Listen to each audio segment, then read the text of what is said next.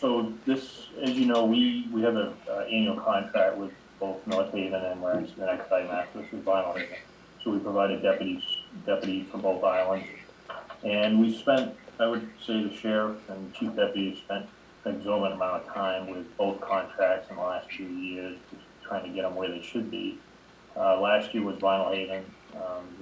They spent quite a bit of time making that agreement so it fit more of what we were doing.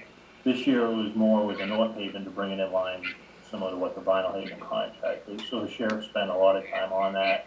Had multiple discussions with Rick Latimer, the North Haven administrator.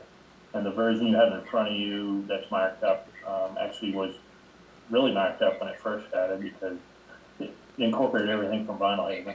And then there was just some back and forth with the sheriff and Rick about just a few minor things.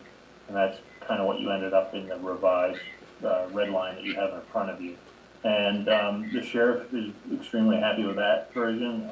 Rick Latimer and the selectmen are as well. So the request is to have the commissioners approve it, and then we will send it over to North Haven, and they'll have their board of selectmen sign it. So that's kind of it. Sheriff, you want to add anything to that? Or?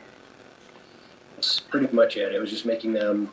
They said a lot of the same things, but in different ways on both contracts. So it's just really taking the language and copy and paste and making sure that they align appropriately. There's still a couple smaller different nuances, but for the most part, the majority of it is exactly in line with the other. So the two contracts are the same.